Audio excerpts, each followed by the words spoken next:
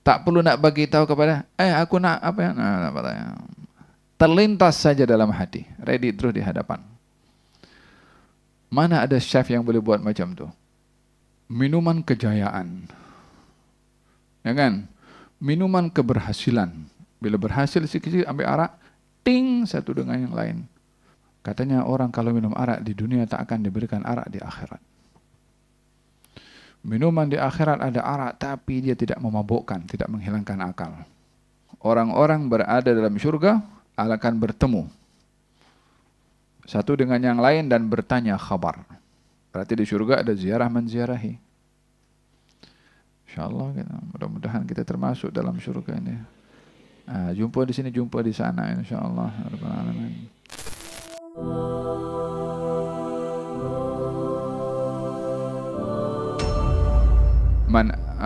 Man amila salihan fali nafsih wa man asaa fa 'alaiha. Orang beramal baik untuk dirinya, dia berbuat tak baik juga untuk dirinya.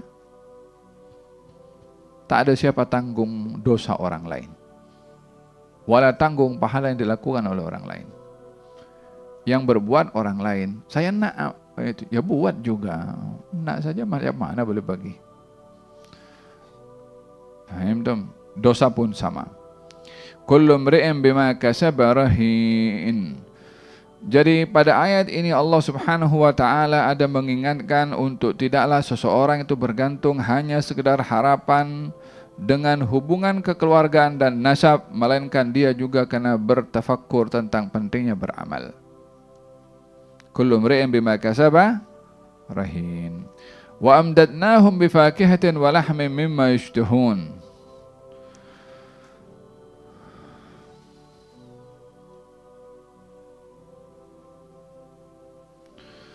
Dan kami tambahkan, yakni kepada mereka yang berada dalam syurga, selain daripada dihimpunkan bersama dengan keluarganya, ditambahkan nikmat yang lain, fakihah.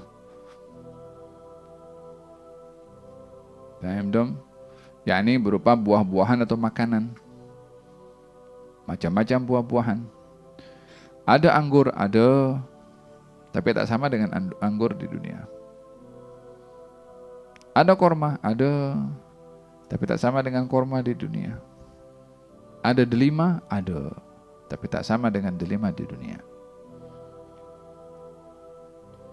Fihima min kulli fakihatin zawjan. Pada syurga itu ada buah-buahan zawjan, pasang-pasangan. Fihima fakihatun wa nakhlun wa rumman. Dalam syurga ada buah-buahan, ada korma, ada delima. Merah ke warnanya, ada kulitnya ke. Alhasil tak boleh nak dibayangkan, walaupun nama sama tapi hakikatnya berbeza. Bifakih walahmin, daging juga. Daging apa? Daging burung ke, daging lembu ke, daging kambing ke. Walhasil apa saja daging yang sedap-sedap. Wagyu ada tak? Wagyu ada tak? Tak ada apa-apanya wagyu ke sini. Faham tak? Wa amdadnahum bifakihatin wa lahmin mimma yashtahun. Apa saja dia teringin sesuatu, ingin saja, depan mata sudah ready. Tak perlu nak bagi tahu kepada, aku nak apa ya? Terlintas saja dalam hati, ready terus di hadapan. Mana ada chef yang boleh buat macam tu? Mana boleh ada orang boleh tahu isi hatinya? Allah sahaja yang boleh bagi.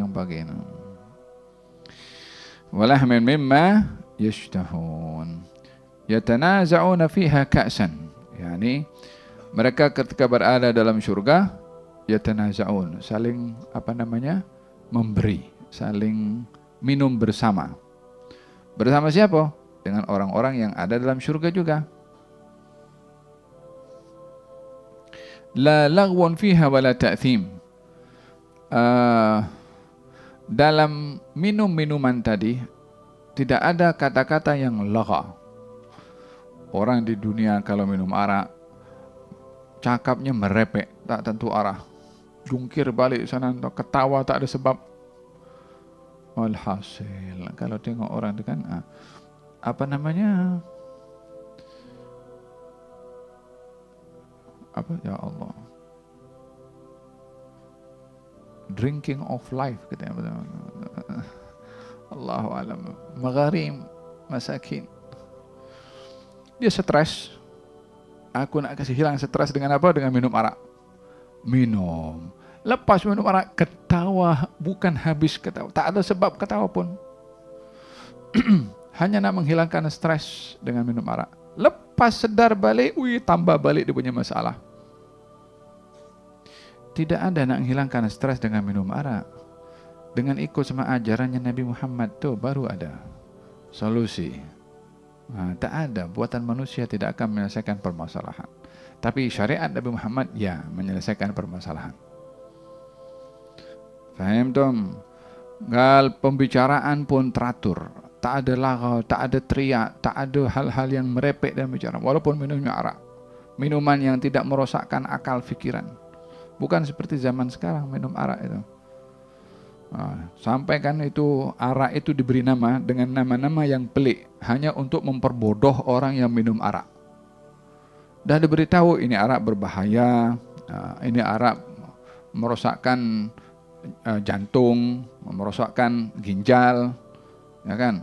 Mana ada dokter bagi tahu, minumlah arak karena Anda akan semakin sehat dengan minum arak. Dokternya juga gila kalau bicara begitu.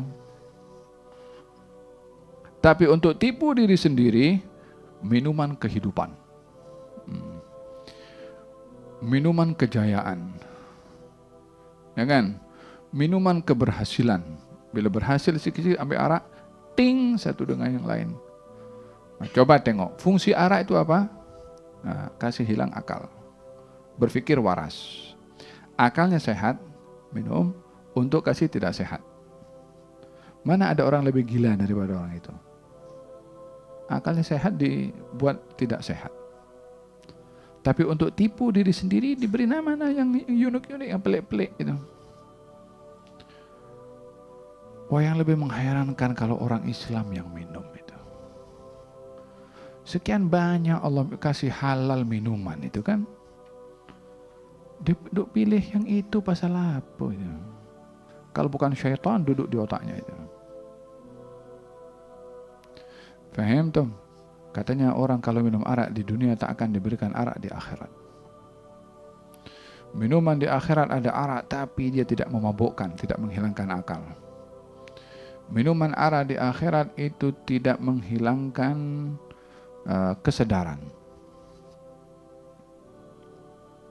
Yang ada adalah kenikmatan sahaja pada minuman itu. Faham tom? Yatanaza'una fiha ka'san la lagwun fiha, tidak ada lagha wala ta'thim, dan tidak ada dosa sebab bukan arak seperti di dunia. Wa yatufu 'alaihim ghilmanun lahum ka'annahum lu'lu'un maknun, dan akan berkeliling ghilman, pembantu-pembantu anak-anak di syurga. Ini kata umpama intan permata. La ilaha illallah. Tak boleh nak bayangkan ya. Semua ini disediakan oleh Allah di dalam syurga. Berkhidmat kepada orang yang berada dalam syurga. Dikatakan bahwasanya bayi-bayi yang masih kecil meninggal dunia di akhirat nanti akan menjadi pelayan-pelayan di syurga. Semua bayi, tak kira daripada siapapun juga. Yang meninggal masih kecil, masih bayi, akan dimasukkan syurga untuk menjadi pelayan-pelayan di syurga. Untuk melayan kepada mereka. Wa aqbala ba'dhum ala ba'dhin yatasaalun. Orang-orang berada dalam syurga akan bertemu satu dengan yang lain dan bertanya khabar. Berarti di syurga ada ziarah menziarahi. InsyaAllah mudah-mudahan kita termasuk dalam syurga ini. Jumpa di sini, jumpa di sana, insyaAllah. Faham dong? Kalau wa'akbar, jadi wa'akbar bertemu dengan yang lain. Ya subhanallah, dalam syurga ini ada macam apa namanya, macam serir itu kan, orang untuk duduk di situ.